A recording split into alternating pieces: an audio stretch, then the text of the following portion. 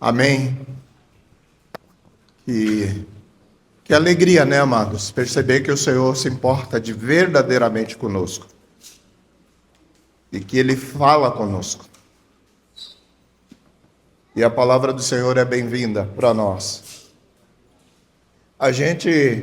Nós somos assim, parece que sempre a gente tá precisando alcançar algo, né? Nós sempre vivemos com esse sentimento, que nós precisamos sempre alcançar algo, né?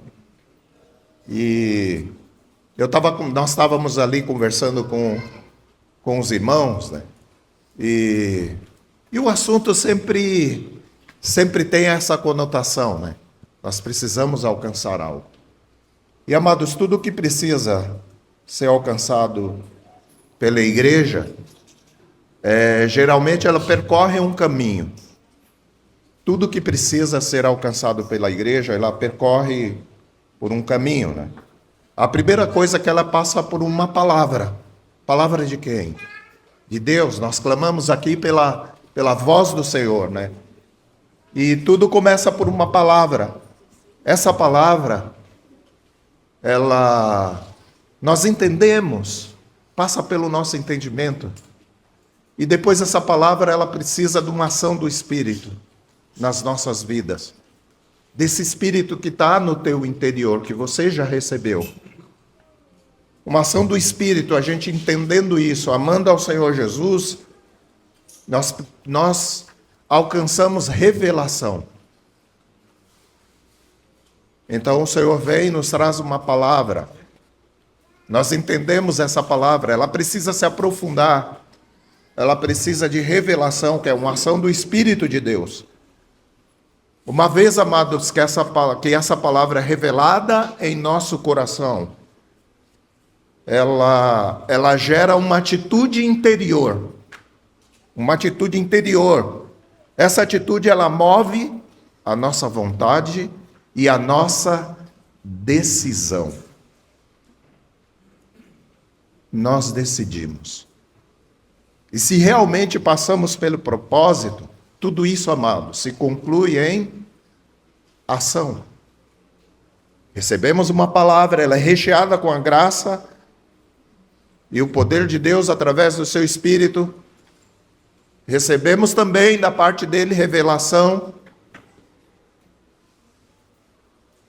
Quando isso acontece, gera uma atitude interior lá no nosso coração.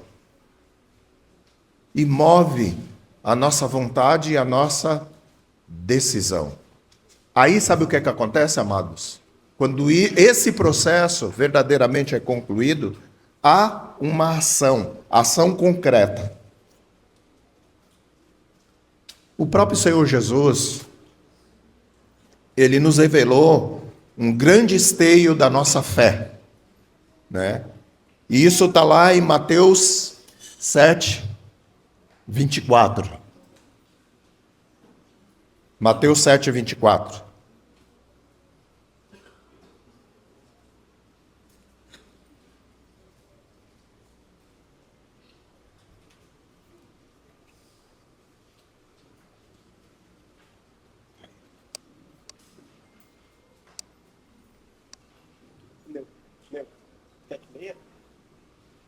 Primeiro versículo. Todo aquele, pois, que ouve essas minhas palavras e as pratica, será comparado a um homem prudente que edificou a sua casa sobre a rocha. Aqui, amados, tem dois princípios importantíssimos. Nessa parábola dos dois fundamentos, se revela duas coisas importantíssimas, né, que a gente precisa entender isso. Isso precisa estar em nós. Quem realmente como que é a graça do Senhor na nossa vida? Duas coisas importantes aqui nesse texto. Nós precisamos ouvir e praticar. Ouvir, não só ouvir. Ouvir e praticar. Ouvir com atenção, para a gente entender o que o Senhor está falando conosco. E não ficar só nisso. Praticar. É lógico, amados. Eu quero fazer uma ressalva aqui.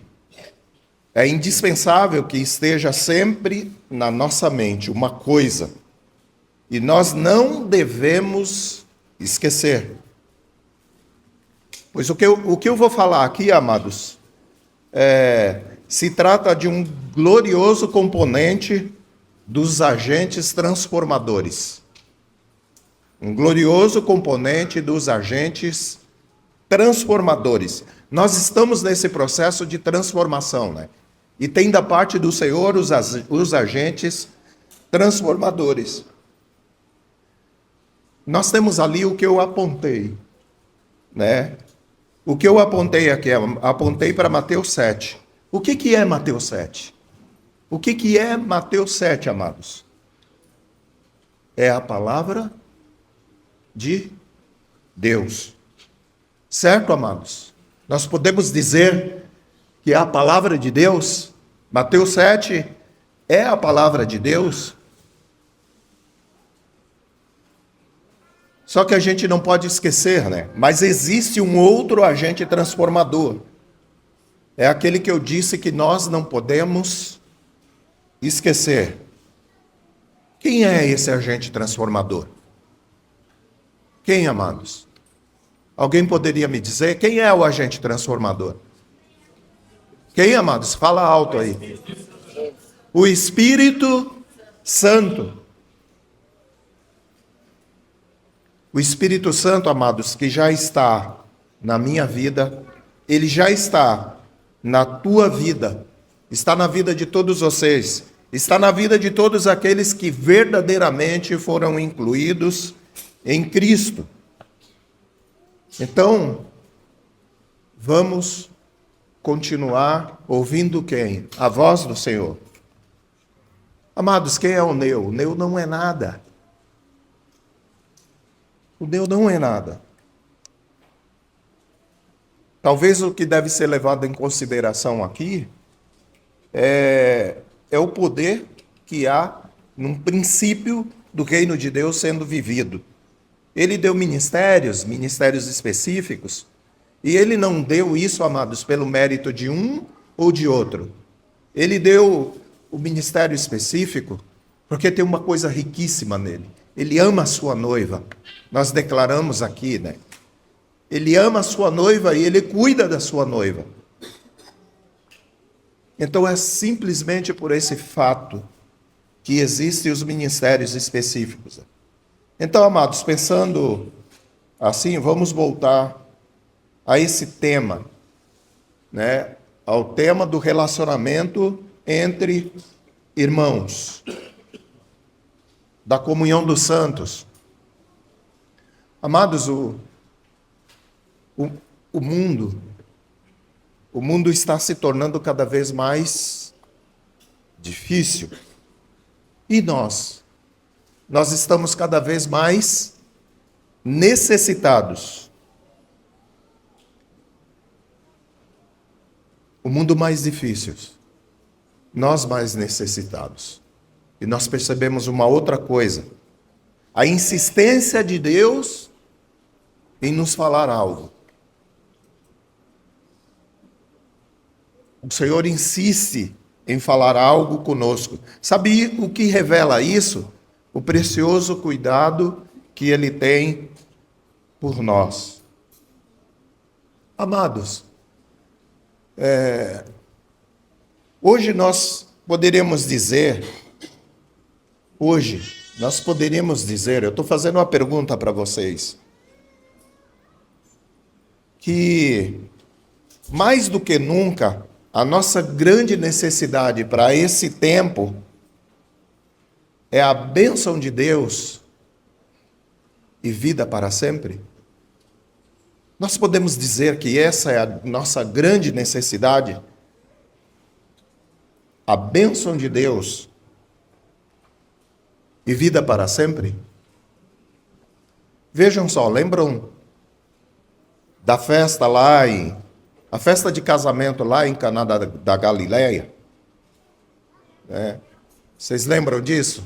Desse fato onde o Senhor Jesus transforma água em vinho e atende uma necessidade?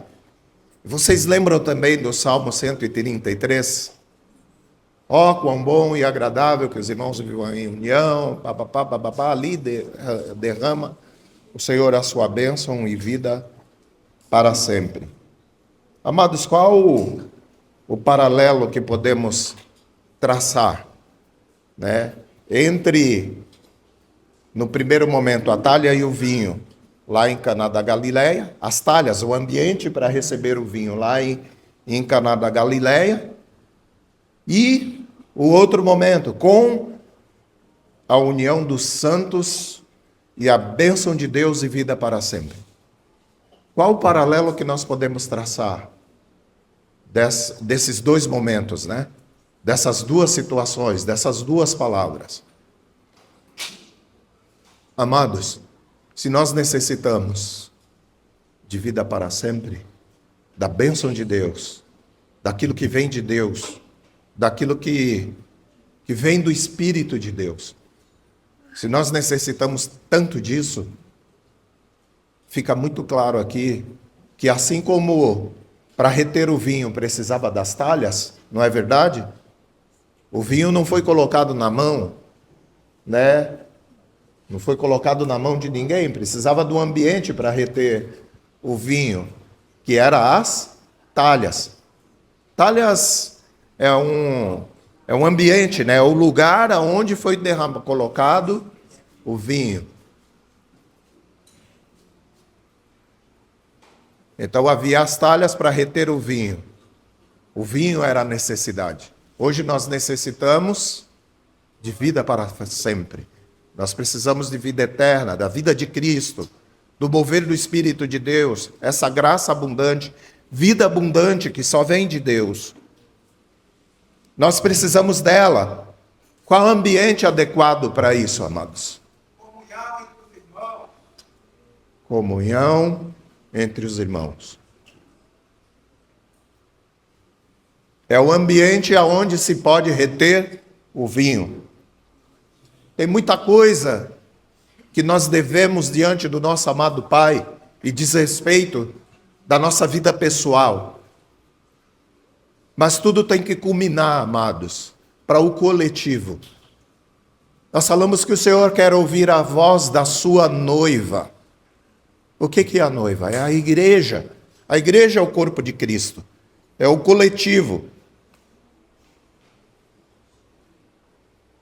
Amados, eu continuo aqui. Eu continuo querendo chamar a atenção de vocês para esse tema. Eu continuo querendo chamar a atenção da igreja a esse tema. E não somente vocês, amados. Mas eu desejo que esse tema, relacionamento entre os irmãos, invada o meu próprio coração. Que tome a proporção adequada no meu próprio coração. Lembra?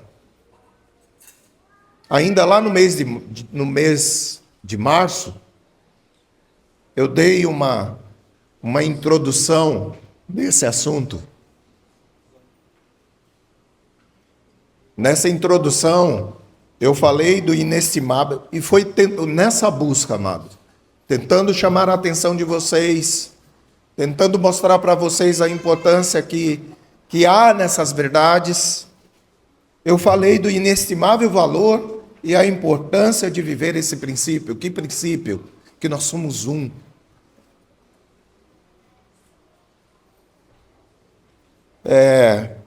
A nossa necessidade disso. E depois, amados, para que não continuássemos na nossa ingenuidade, eu também falei da nossa resistência natural.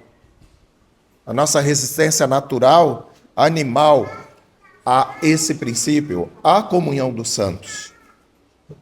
Isso é próprio da natureza humana, não vem de Deus.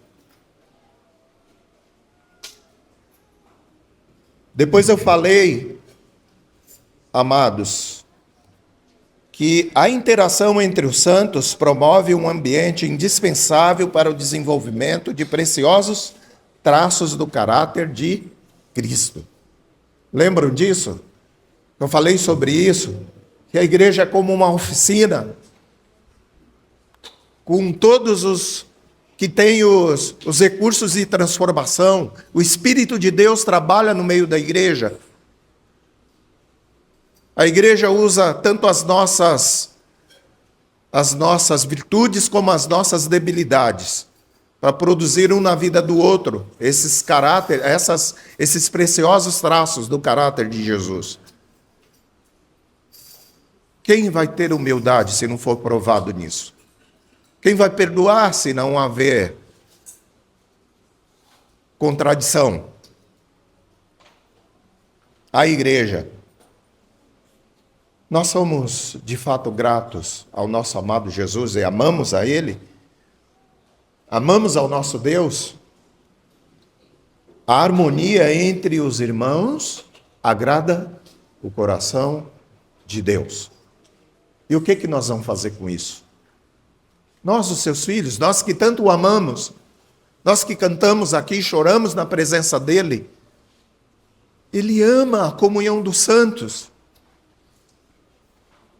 O que nós vamos fazer com isso? O que eu vou fazer com isso? Que lugar vai ocupar, amados, esse princípio no meu coração, se o meu Senhor tanto ama? Depois, amados, lá no mês de maio, isso foi no mês de março que eu falei sobre esses pontos. No mês de maio, antes de falar dos mandamentos, né? Porque os mandamentos, ele está em rota de colisão, né, com os nossos ímpetos, com a nossa natureza, com aquilo que a gente deseja de fato fazer. Os mandamentos de Deus, eles não são assim harmonizados com a nossa natureza humana. Nós precisamos de fé. Então eu falei sobre a natureza da nossa relação. Do outro. Isso. Isso, amado, eu falei, sabe para quê? Para gerar fé. Essa fé que dá poder para que possamos obedecer os mandamentos relacionados a esse tema, relacionamento entre os irmãos. Aí nesse dia, lá em maio, eu falei sobre que nós somos irmãos, não somos estranhos, temos o mesmo pai, fazemos parte da mesma família, nós somos irmãos. Se eu tenho que perdoar, se eu tenho que amar, se eu tenho que ser favorável, não é a um estranho, é ao meu irmão. Isso muda um pouco, se nós cremos assim, se isso é uma verdade abundante no nosso coração. Isso é um querigma. Depois nós entendemos que nós somos um em Cristo. Eu sou um em Cristo, meus irmãos são um em Cristo. Nós somos colocados em Cristo. E por consequência disso, amados, se nós fomos colocados em Cristo, também nós somos membros uns dos outros. Cresce um pouco mais. Essa pessoa que está do teu lado aí, amados, é parte de você mesmo.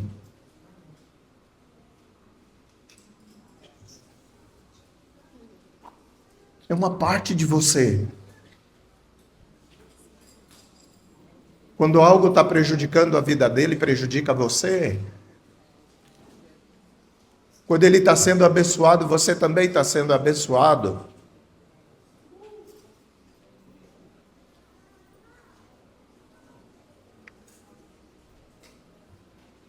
eu tenho que ser favorável ao meu irmão, porque ele é parte de mim mesmo. Depois disso, amados, eu fui falar do principal mandamento, que é o amor, que deve se desenvolver nesse relacionamento entre irmãos. Eu fui falar lá no mês de outubro, quando eu falei sobre amor fraternal. Lembram disso?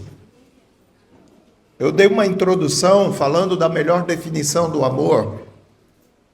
Para mim, a melhor definição do amor é a disposição, é uma disposição que tem aqui dentro do meu coração, seguida de ação, é uma disposição que promove uma ação, e essa ação tem que cooperar para aproximar a vida do meu irmão a Cristo e nunca para afastá-lo.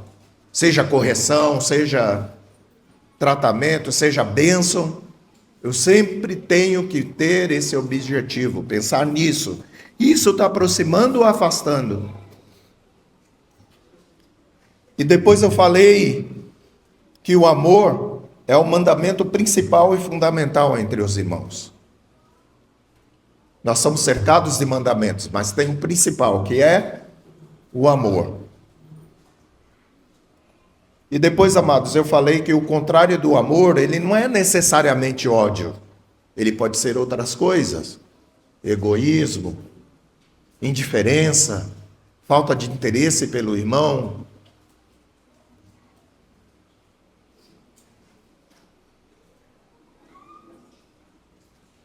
Depois eu falei que o que ama está cumprindo a lei. Está cumprindo toda a lei. Depois eu falei do novo e principal mandamento que Jesus ensinou e ordenou. Vocês lembram disso? Do novo mandamento? Como que é, amados? Quem sabe? Repete aí, fala alto.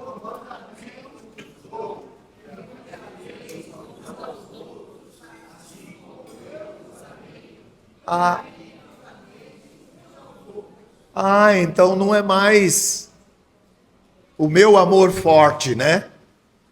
Eu te amo com muita força, né, do meu coração. Amar como eu vos amei. A medida é o amor de Jesus. É um mandamento, não é uma opção. Aquele que não ama o seu irmão, é palavra de Deus, amados. Aquele que não ama o seu irmão, permanece nas trevas. Isso é sério.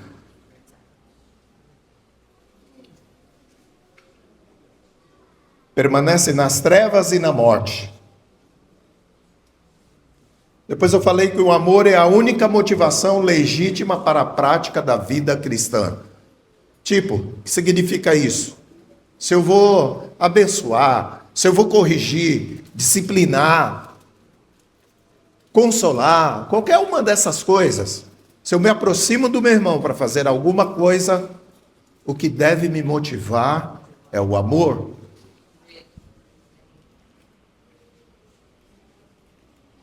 Amado, todas essas coisas que eu estou falando aqui, não pode ser algo da nossa força, não vem de nós.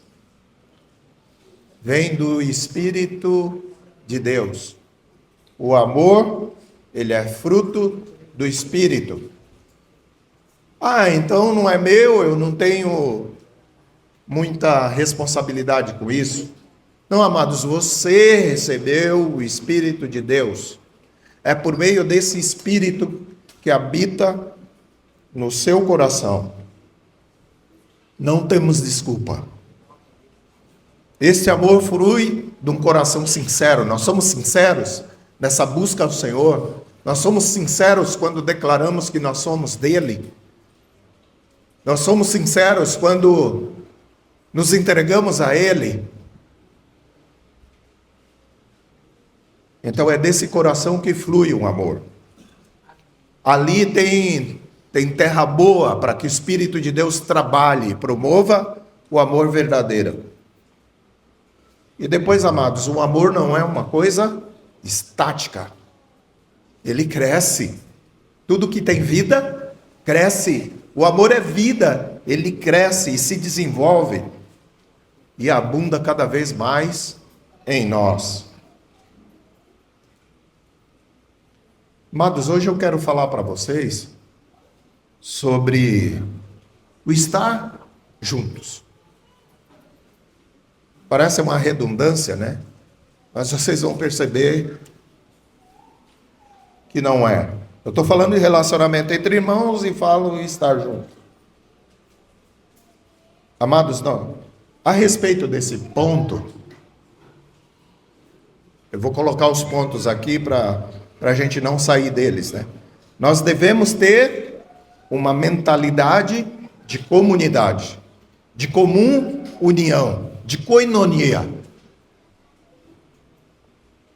Depois eu vou falar sobre a unidade orgânica da igreja. Depois eu vou falar de uma mente, a mente de Cristo. O que é a mente de Cristo nesse assunto? Comunhão dos santos. Depois eu vou falar de todos juntos. Depois eu vou falar da nossa parte em um processo. Um processo que está se desenvolvendo. Qual é a nossa parte disso?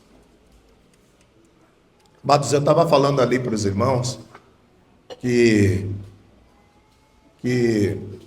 eu estou falando desse assunto desde o mês de março, toda vez que eu tive oportunidade aqui, eu falei sobre esse assunto.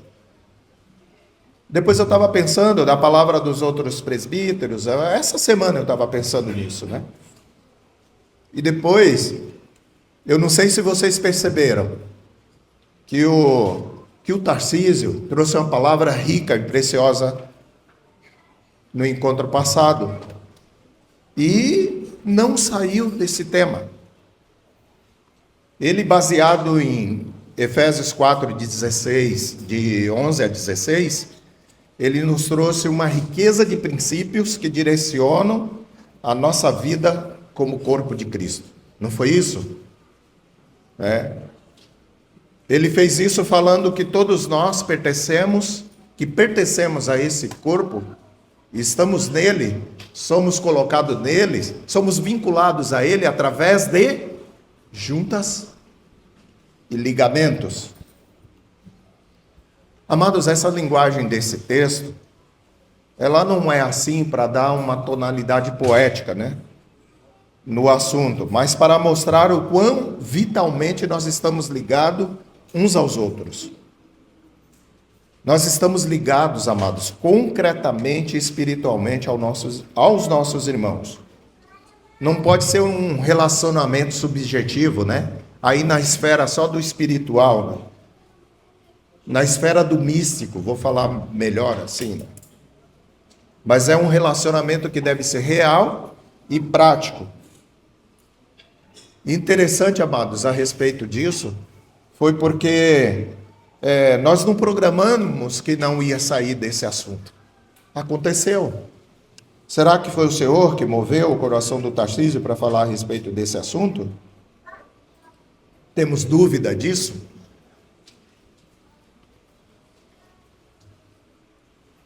Então, amados, eu continuo falando do relacionamento entre irmãos.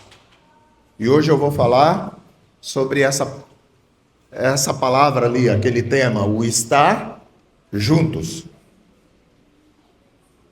Nessa série de palavras ministradas, né, sobre o relacionamento dos santos, quando eu falei sobre amor fraternal, eu havia dito que o amor fraternal, ele nos leva ao estar juntos. Eu falei disso, né? Dentro do tema do relacionamento entre irmãos, esse aspecto aqui, amados, do estar juntos, ele é tão óbvio, né, que parecia assim desnecessário mencioná-lo, né? Pois se não estivéssemos juntos, não haveria comunhão uns com os outros. E, consequentemente, estaríamos sem ambiente para a prática do principal mandamento, que é o amor. Isso nos parece muito óbvio, né, amados? Parece desnecessário de falar. Mas como óbvio, ele não é tão óbvio. Até que seja bem declarado e bem compreendido, então esse tema é por demais importante. Então, amados, se torna extremamente necessário, né, ainda insistir nesse tema, pois o estar junto é a parte concreta. O estar junto, amado, é uma circunstância indispensável para a formação e edificação da igreja. O estar juntos é uma parte indispensável para a formação e edificação da igreja. Nós falamos de uma grande necessidade que nós temos para essa época, estava falando para os irmãos, e o estar junto contribui para isso, para a total consolidação do corpo de Cristo. É um processo aonde nós estamos para alcançar isso, né? Amados, quando nós olhamos para as escrituras, né? Como viviam os irmãos na igreja primitiva? Como viviam os irmãos na igreja primitiva? Qual foi o modelo que eles nos deixaram? Qual o exemplo deles? Ainda que nós entendemos, eu creio que nós temos que entender assim, que eles não são a perfeição, mas eles são algo que nós devemos alcançar para passar para a perfeição, né? Então vamos ver ali o exemplo dos discípulos de Jesus na igreja em Jerusalém, ali nos primeiros anos da igreja, né? Vamos ler lá em Atos 2:42. E perseveravam na doutrina dos apóstolos e na comunhão, no partir do pão e nas orações. E perseveravam na comunhão. Na doutrina dos apóstolos, mas também na comunhão. Qual a base concreta dessa comunhão, amados? Vamos ver isso lá em Atos 2:44. Todos os que creram estavam juntos e tinham tudo em comum. Como era essa comunhão? Todos os que creram estavam juntos. Não é uma coisa assim mística. Para que isso fosse real, eles precisavam estar juntos. E esse estar juntos, como deve ser? Nós temos aqui nesse texto, né, na palavra de Deus, nós temos algum exemplo de intensidade. Vamos ler lá em Atos 2:46. Diariamente perseveravam unânimes no templo, partiam o pão de casa em casa e tomavam suas refeições com alegria e singeleza de coração. Qual era a intensidade, amados? Conforme o que está declarado nesse texto aí. Qual a frequência desse estar junto? Isso significa todos os dias, diariamente. É o exemplo que nós temos desses amados, que de repente não eram perfeitos ainda nesse.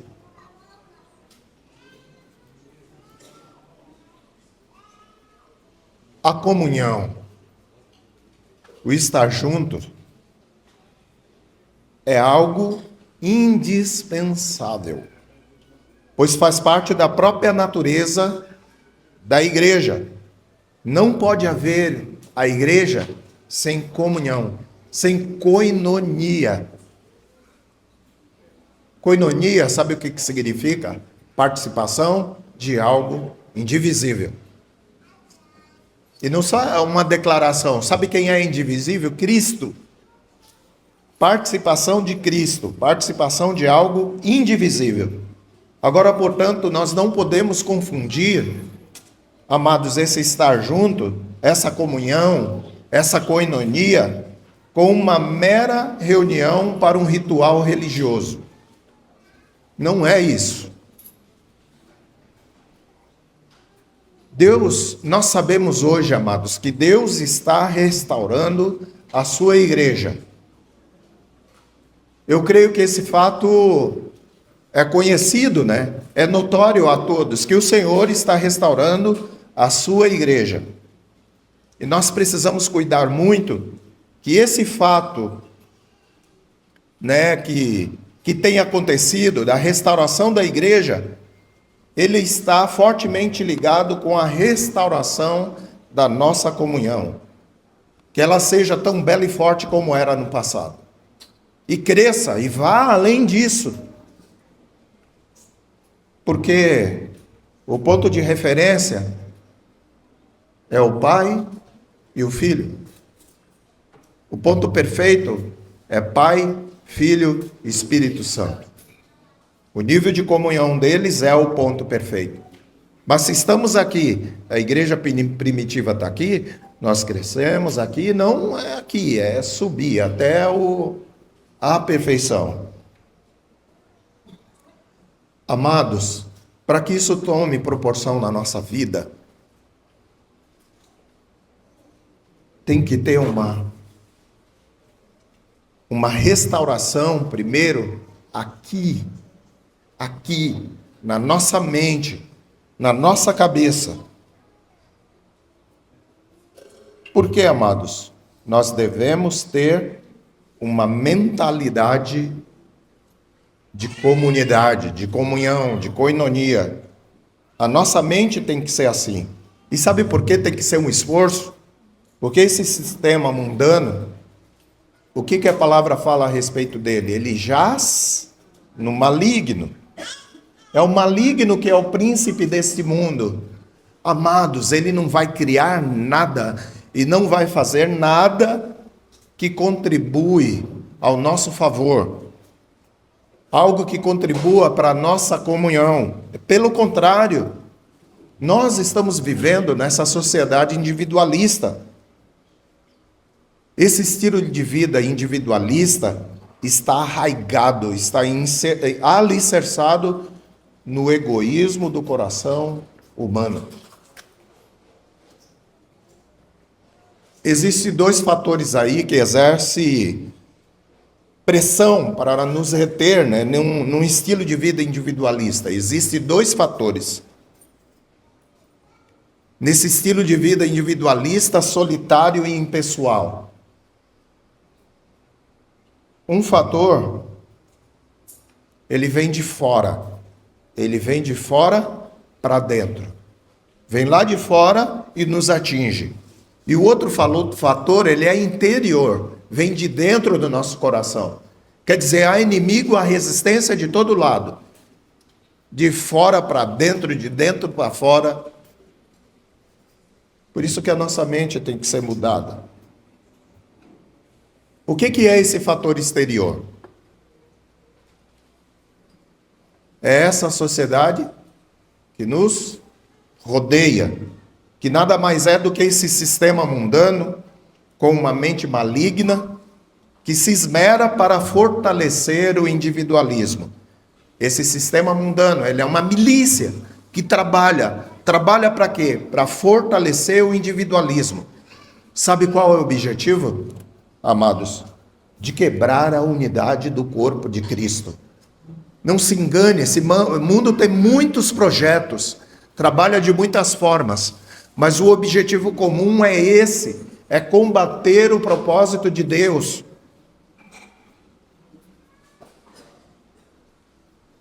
É para quebrar a unidade do corpo de Cristo. Amados, quando nós amadurecemos aí um pouquinho no entendimento, se torna totalmente perceptível a existência de uma engenharia social. Uma engenharia social trabalhando incansavelmente. E qual é o objetivo? Promover o individualismo humano. Existe uma engenharia na tecnologia, nos pensadores, na filosofia, na religião até.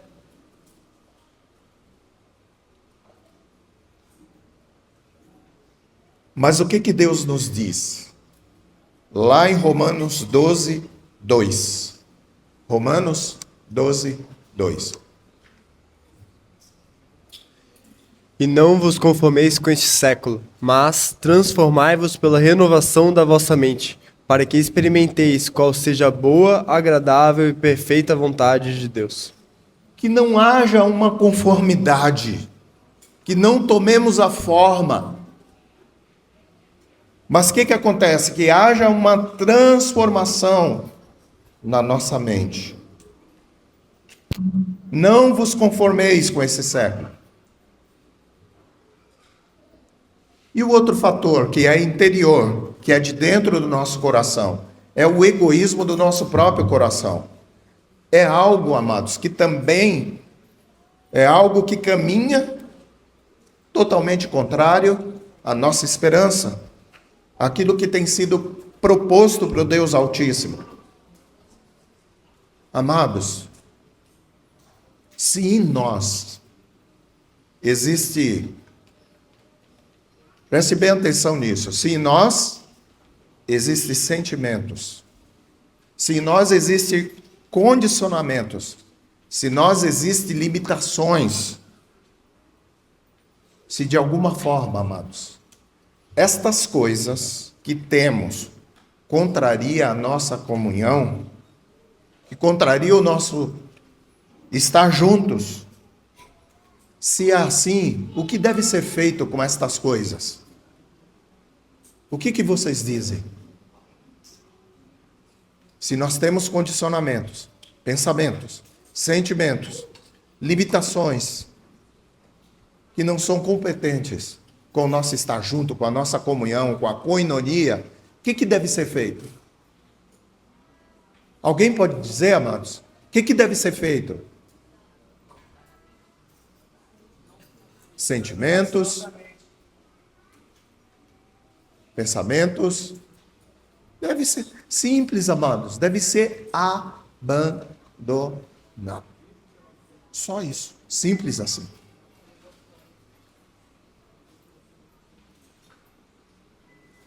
O que precisa ser abandonado? Tudo que contraria aquilo que Deus mais ama, aquilo que Ele deseja. Tá certo, amados? Concordam com isso? Só para me entender, levanta a mão quem concorda com isso. Alguns não concordam. Não interessa se você concorda ou não concorda. O Senhor nos dá uma direção.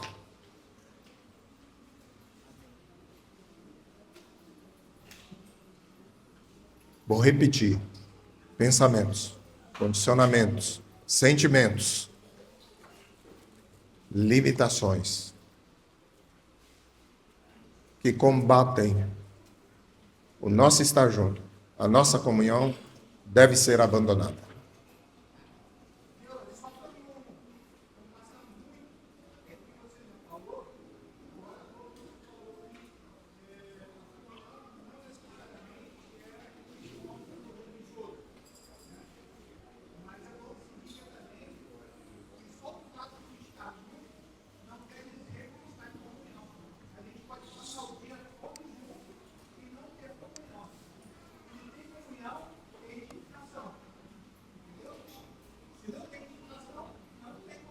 Certo.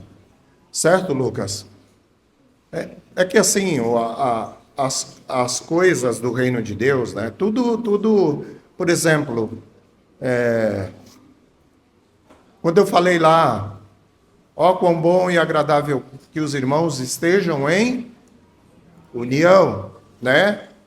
E tudo mais, é um princípio que a gente começa a viver. Depois, esse princípio precisa ser recheado de outros princípios, né? E esses outros princípios são vários, são muitos princípios. Eu falei de amor, né? Eu falei que tudo que começa na nossa vida vem de uma palavra. É lógico que nessa comunhão tem que ser recheada da palavra de Deus. Desse estar junto precisa ser recheado da palavra de Deus. Agora, não existe comunhão sem o estar junto.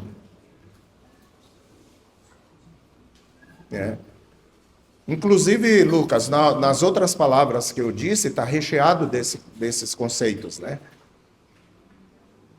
Mas nós vamos aprender. Se disponha a estar junto, que o Senhor vai derramar graça, porque o Espírito de Deus está sobre você. A graça vem.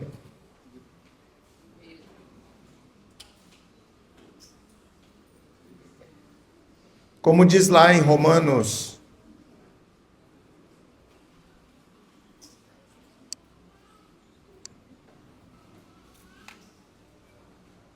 como diz lá em Romanos 12, 2, né, que nós lemos há pouco, né? Transformai-vos não se vos conformeis com esse mundo, transformai-vos pela renovação da vossa mente.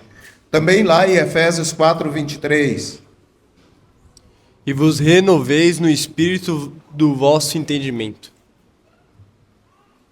E vos renoveis no espírito do vosso entendimento. É uma mudança aqui. Devemos ser transformados pela renovação do nosso entendimento. Nós que somos discípulos de Jesus, nós que recebemos esse título, né, de cristão, nós devemos estar envolvidos, nós precisamos estar motivados, nós precisamos não estar envolvidos, mas comprometidos com uma nova mentalidade. Todos juntos na participação de Cristo. Nós participamos de algo indivisível. Isso, amados, é uma mente. Mas a mente de quem? A mente de Cristo. Isso vai acabar, amados, com o nosso individualismo, com o nosso personalismo, com o nosso exclusivismo. Quando isso toma uma proporção exagerada, atrapalha a nossa comunhão, coloca barreiras. Como é a igreja? O que a palavra de Deus diz da igreja? Como que é essa união da igreja, a união orgânica da igreja? 1 Coríntios 12, 1 Coríntios 12, do 12 a 13, acho que é isso.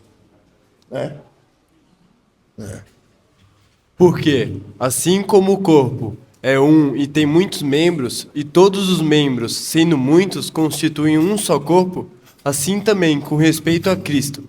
Pois, em um só Espírito, todos nós fomos batizados em um corpo, quer judeus, quer gregos, quer escravos, quer livres, e a todos nós foi dado beber de um só Espírito. Ele está nos colocando nessa condição. Imagina, amados, os meus braços viver sem o tronco, o meu corpo viver sem o coração. O Senhor está nos colocando nessa dimensão, somos membros de um só corpo. Nós somos filhos do mesmo Pai, nós somos pedras vivas do mesmo templo. Somos irmãos, sabe por quanto tempo, amados?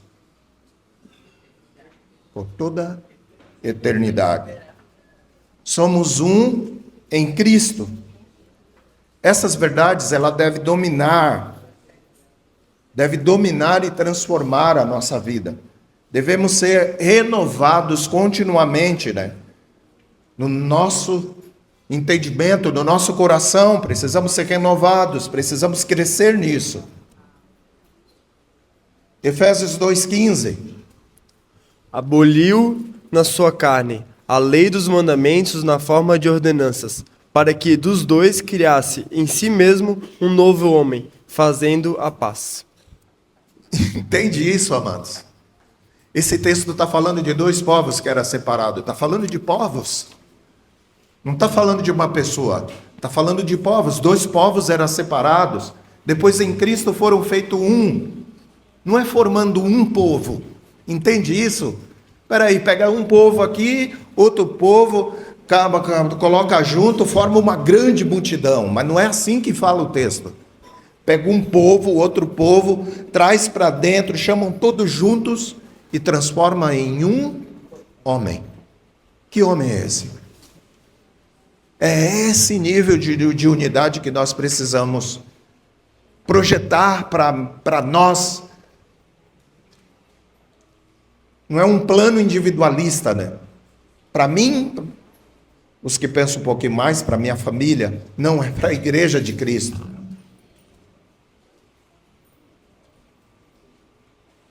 Somos parte de um mesmo corpo vivendo em comunhão. Olha só, amados.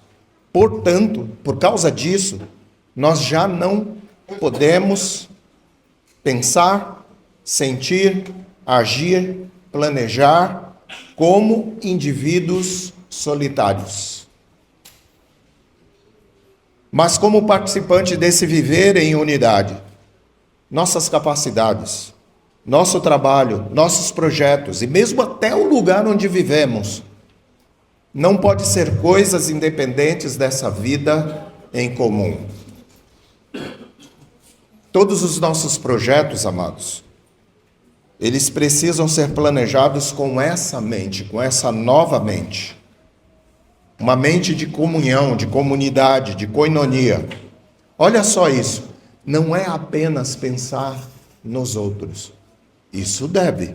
Nós devemos pensar nos outros. Mas olha só, é uma dimensão além. Não é pensar nos outros. É pensar junto com os outros irmãos. É diferente, né? Pensar com os outros. Isso nos conduz, sabe a quê? A mente de Cristo. 1 Coríntios 2,16. Pois quem conheceu a mente do Senhor, quem o possa instruir? Nós, porém, temos a mente de Cristo. É essa forma de pensar que nos converge à mente de Cristo. Essa mente em comunhão, essa mente coletiva, ela nos converge à mente de Cristo. Ah, amados, amados, se nós buscarmos, se nós crescermos nesse pensamento, nesse entendimento, amados, isso revela, amados, uma beleza, uma genialidade arrebatadora. Isso é de tirar o fôlego. Olha só, amados, nós podemos em unidade ter um recurso que extrapola a nossa miserável limitação. Nós temos recurso que extrapola a nossa miserável limitação. Nós podemos juntos ter a mente de Cristo. Mateus 18, 19 e 20. Em verdade, também vos digo, que se 2 dentre vós sobre a terra concordarem a respeito de qualquer coisa que porventura pedirem, ser-lhe-á concedido por meu Pai, que está nos céus. Porque onde estiverem 2 ou 3 reunidos em meu nome, ali estou no meio deles. Às vezes a gente pensa nesse texto, a gente pensa num ambiente religioso, né?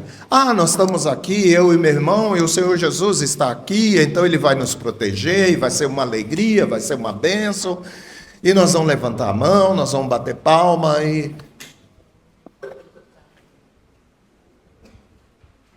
Amados, olha o que diz aqui.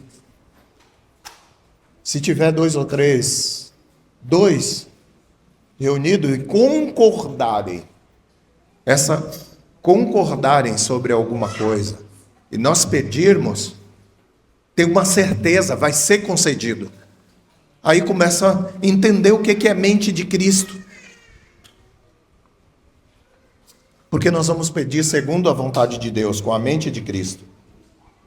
Eu falei aqui que tem o inimigo de Deus. O inimigo de Deus quem é? Satanás.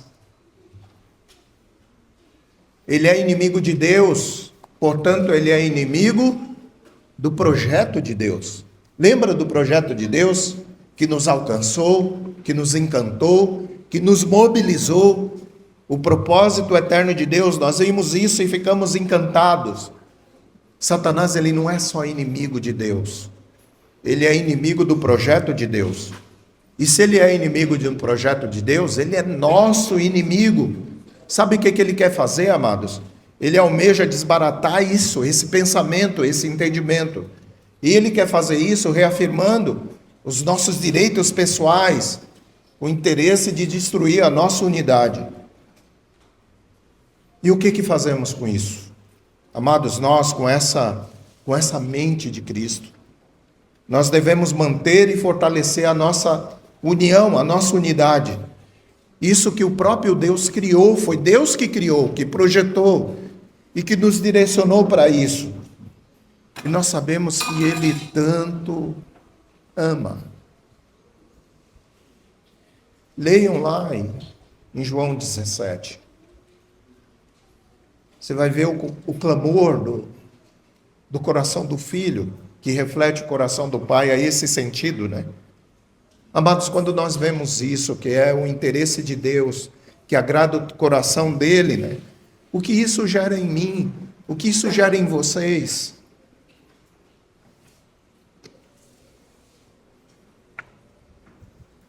Todos juntos. Como vivia a igreja? A igreja é uma só. Em cada localidade, em cada cidade, lá no passado, né, havia uma só igreja no princípio. Atos 8:1. E Saulo consentia na sua morte. Naquele dia levantou-se grande perseguição contra a igreja em Jerusalém. E todos, exceto os apóstolos, foram dispersos pelas regiões da Judéia e Samaria. Ali diz assim, não se levantou contra as igrejas de Jerusalém, ou uma igreja de Jerusalém. Uma das igrejas de Jerusalém, eu quero dizer, se levantou contra a igreja de Jerusalém. Então havia uma igreja em Jerusalém. Apocalipse 2:1.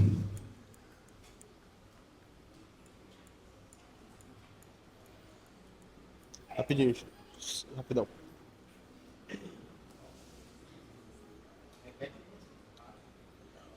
Não, Apocalipse 8:1, desculpa, queridos. 8:1. É 8:1. Desculpa, não é? Apocalipse 2:1. 2:1.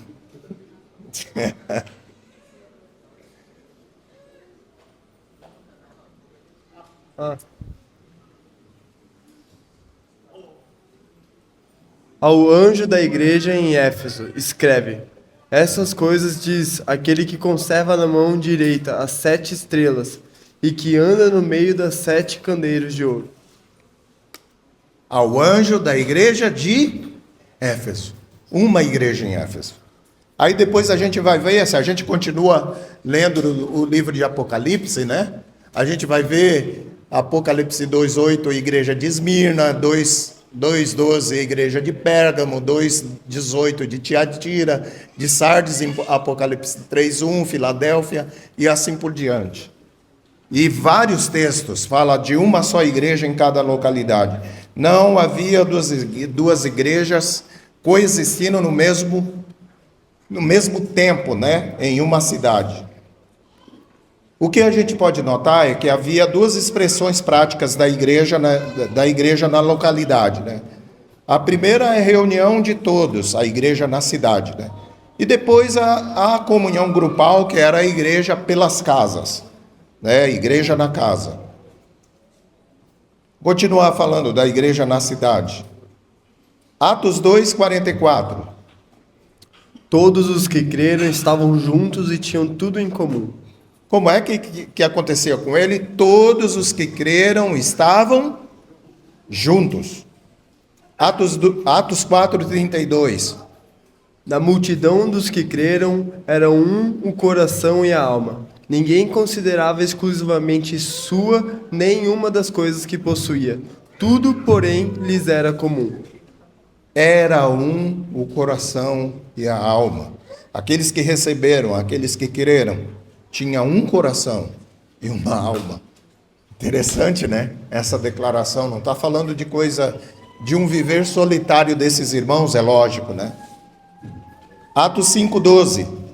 Muitos sinais e prodígios eram feitos entre o povo, pelas mãos dos apóstolos, e costumavam todos reunir-se de comum acordo no pórtico de Salomão.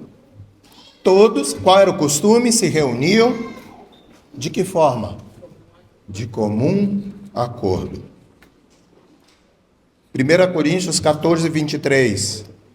Se, pois, toda a igreja se reunir no mesmo lugar e todos se pusessem a falar em outras línguas, no caso de entrarem indoutos ou incrédulos, não dirão porventura que estáis loucos? Se, pois, toda a igreja se reunir no mesmo lugar. Esses textos, amados, eles fazem referência à reunião de todos em um só lugar. E também se refere à expressão de unidade, à expressão de comunhão, de serviço, de amor. Amor com todos os irmãos que residiam em uma só localidade. Também a expressão visível e prática, né, do viver de unidade da igreja em uma cidade ou localidade. Aonde, nessa expressão, amados, era onde se busca a unidade, onde se busca essa unidade, né? De que forma? Pensando, sentindo, falando as mesmas coisas. Onde se busca o desenvolvimento do ministério da palavra, para que tenhamos a mesma mente, o mesmo coração. Esse ministério na palavra nesta localidade ou nesta cidade.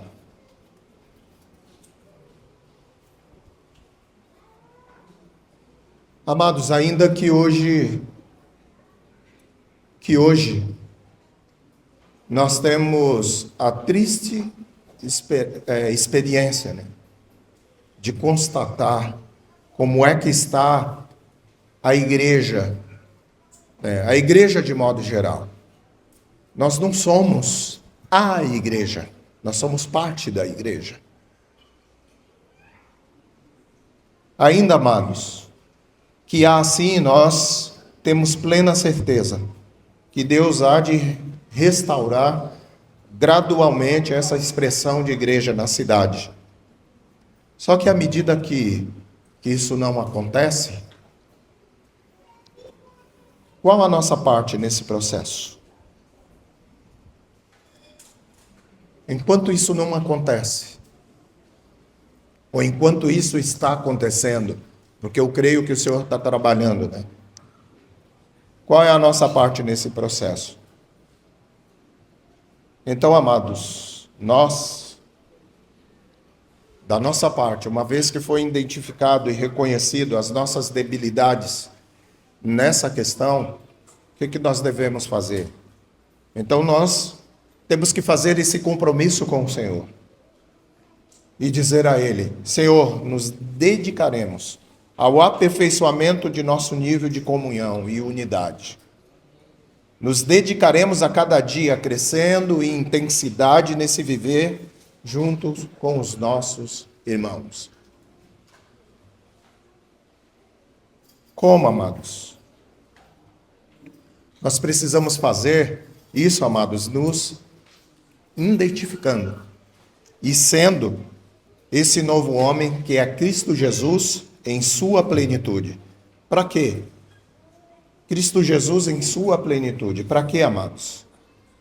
Para que também o nosso Deus tenha em nós, Ele tenha um modelo para demonstrar, né? Para demonstrar aos demais filhos dele, né?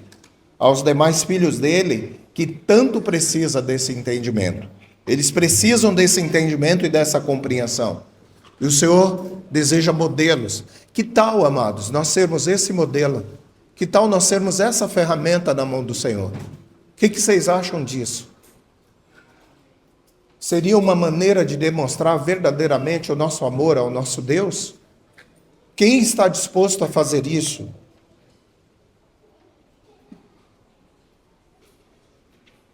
Que diz lá em Efésios 1, 22 a 23.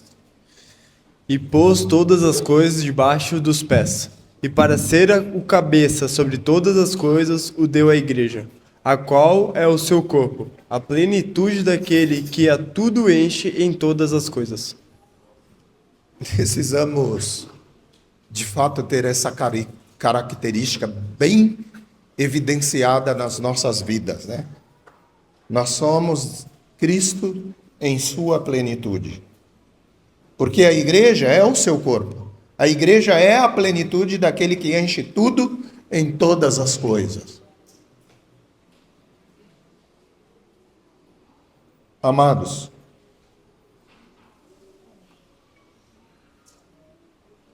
se verdadeiramente nós amamos a Jesus, nós amamos o nosso Deus, se verdadeiramente somos gratos por tudo que Ele fez por nós,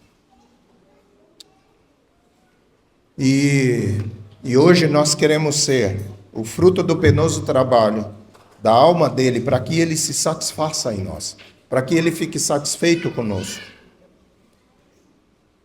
Se isso é uma verdade, se é assim mesmo, amados, então devemos olhar com muita devoção. Nós devemos olhar com muita devoção para essa questão, para esse princípio do reino de Deus. Por quê? Porque Ele deseja muito a comunhão dos santos. Vamos dar uma lidinha ali. Em João 17, de 20 a 21. Não rogo somente por estes, mas também por aqueles que vierem a crer em mim, por intermédio da sua palavra, a fim de que todos sejam um, e como és tu, ó Pai, em mim e eu em ti, também sejam eles em nós, para que o mundo creia que tu me enviaste. Você vê como começa esse texto? Ele diz assim: eu não rogo. É um pedido, né? Essa palavra que é usada aqui dá uma tônica para um desejo, né? É um rogo. Eu não rogo somente por esses, mas também por aqueles que vierem a crer em mim por intermédio da sua palavra. Isso diz respeito a nós? Como foi que nós cremos no Senhor? Por intermédio da palavra dele. Então Jesus estava fazendo menção daqueles e também de nós. E qual é o desejo dele? Que ele está rogando, ele está pedindo a Pai, a fim de que todos sejam um. Aí nós vemos a perfeição aqui, amados. Aqui é o que extrapola a igreja de Jerusalém e a igreja primitiva. O padrão, né? Realmente o nosso parâmetro, o nosso ponto de referência. Como és tu, ó Pai, em mim, e eu em ti. É dessa forma que eu desejo que eles sejam um entre eles e em nós, para que o mundo creia que tu me enviaste. Isso queima, amados, no coração de vocês? Eu não sei se eu estou em proporção adequada. Talvez eu mesmo preciso buscar muito o lugar que essa verdade deve ocupar no meu coração.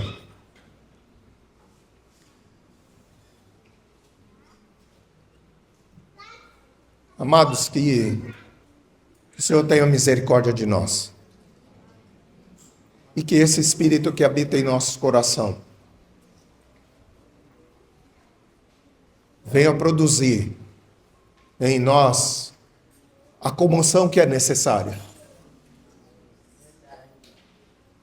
para que a gente viva de fato. Sabe por quê, amados? Ainda que o Senhor deseja muito, Ele ama essas coisas, mas de fato Ele não precisa disso. Quem precisa é nós. Nós somos necessitados ardentes dessa verdade, vivendo profundamente em nós. E não pensem, amados, porque vocês entendem com uma certa proporção a essas coisas, que nós já estamos vivendo, né, de maneira grandiosa essas coisas. Ainda, amados, que nós percorremos um caminho, ainda que hoje nós vemos efeitos maravilhosos dessa forma que estamos vivendo, mas há muito mais para se alcançar. Isso é possível pelo Espírito de Deus. Amém, amados? Amém. Aleluia. Senhor, muito obrigado pela tua palavra. Muito obrigado, Senhor, porque tu tem demonstrado esse interesse por nós. Não permita, Senhor, que essas verdades se resfriem em nosso coração. Continua nos sacudindo, Paizinho Santo, com essa verdade. Continua nos movendo. Para que a gente possa alcançar, juntos, com os nossos irmãos, aquilo que tu tanto deseja. Para que sejamos, Paizinho querido, essa igreja que está sendo adornada, a noiva que está sendo adornada. E com certeza esse aspecto precisa ser restaurado em nós. Nós te clamamos por isso. Não passe de nós o teu mover, Senhor. Em nome de Jesus. Amém. Amém, queridos.